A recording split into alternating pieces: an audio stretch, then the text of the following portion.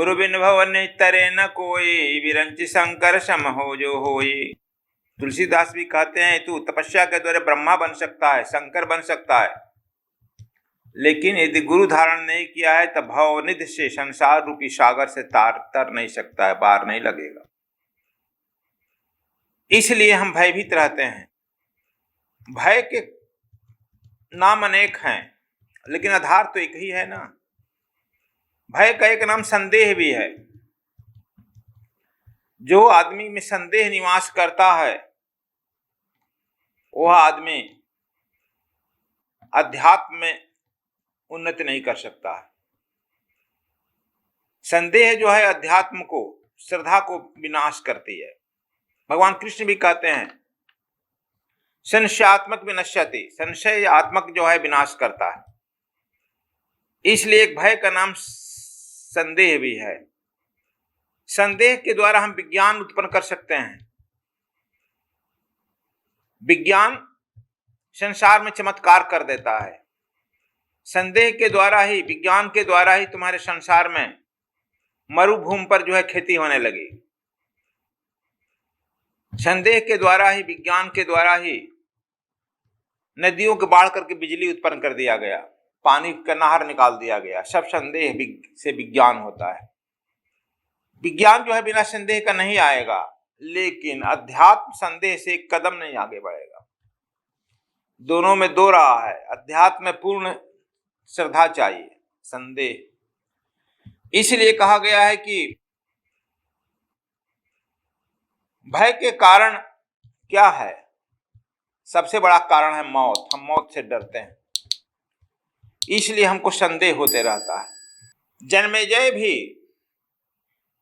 जो देखते हो कि एक साथ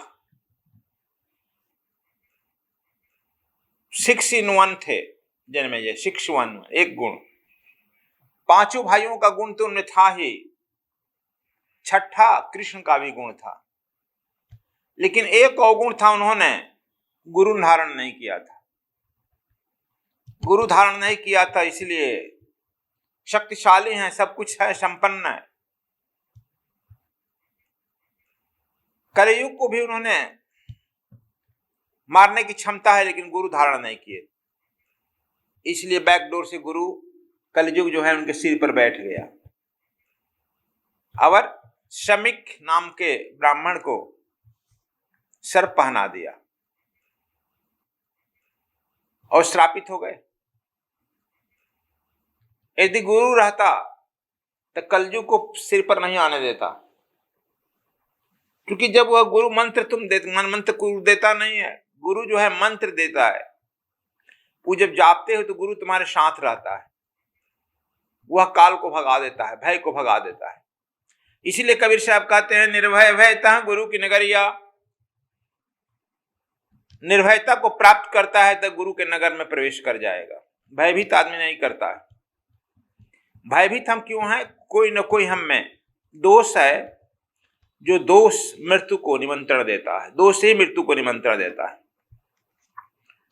जन्मेजय में दोष हुआ, देखो मृत्यु का निमंत्रण हो गया। अब वे समर्थ गुरु की खोज में चले दिए। सप्तऋषि लोग भी आए, नहीं मिले, लेकिन जो व्यक्ति, इसीलिए कहे किसी का बीज समाप्त नहीं होता है। कृष्ण भगवान भी इसीलिए गीता में एक ही आदमी का नाम लिए हैं, जनकादि ऋषि, जनक, और किसी का नाम नहीं लिए हैं। और जनक के ही शिष्य सुखदेव जी आए तो वह 7 दिन में 7 चक्रों की कथा कही। 7 चक्र को 7 दिन में उन्होंने यात्रा कराया, और वह गुरु बन करके उनका भय जो है हरण किए। और 7वां दिन जो है सहस्त्रार में गए, जहां सहस्त्रार में जाते ही आदमी जरा और मृत्यु से मुक्त हो जाता है, परम तत्व को प्राप्त कर लेता है। जहां मृत्यु का गमन नहीं होता है, वहां जो है 7वां दिन प्राप्त कर लिए। कहते हैं कि संसार में बार बार आने का अर्थ है कि आप महत्वपूर्ण है। बार बार आएगा तभी ना महत्वपूर्ण है, महत्वपूर्ण है। आप जो है परमात्मा बार बार भेजता है, इसका मतलब कि तुम परमात्मा का संदेश वाहक है। जाओ पृथ्वी पर संदेश दो। लेकिन बार बार तुम्हारा पृथ्वी पर आना सौभाग्यशाली नहीं है। यह जो है बहुत बड़ा दुर्भाग्य का भी बात है। हम लोग संसार में आकर सोचते हैं कि अब हम मरने वाले नहीं। जहां देखते हो कि मिट्टी का ढेला टेला रहता है, वह भी देहात में कुम्हार काट कर ले जाते हैं, टीला खत्म हो जाता है। देखा है ना, देहात में टीला कुम्हार ले जाते हैं। अब तो कुम्हार भी खत्म हो रहे हैं देहात से भी। और रावण जो है 72 चौकड़ी राज किया है। 72 चौकड़ी जानता है? एक चौकड़ी कहते हैं सतयुग, द्वापर, त्रेता, कलयुग। चारों जब एक बार बीत जाता है तो एक चौकड़ी कहते हैं। ऐसे 72 बार चला गया था, इतना राज किया। तुम तो एक चौकड़ी भी नहीं कर रहे हो। एक चौकड़ी तो छोड़ो, एक युग भी नहीं जी रहा है। अब तुम्हारे लिए युग भी छोटा कर दिया गया, 12 वर्ष का युग कर दिया गया। लो भाई चल, इतनी कम आयु। इसके बाद कहते हैं इस संसार में कोई अस्थाई नहीं रहता है, लेकिन फिर भी हम इसमें अपने को बसना चाहते हैं। लेकिन जिसके घट में प्रेम पैदा हो जाता है वह अस्थाई हो जाता है। वह जो है इस मृत्यु से अलग हो जाता है और उसकी आखिरी मृत्यु हो जाती है। जिस दिन तुम मिटेगा उसी दिन परमात्मा प्रकट हो जाएगा। लेकिन रावण मिटना नहीं चाहता है, इसलिए उसके अंदर से परमात्मा प्रकट नहीं हो रहे थे। रावण यानी अहंकार। हमारे जिस दिन आप भी मिटेगा उसी दिन जो है परमात्मा आपके अंदर भी प्रकट होगा।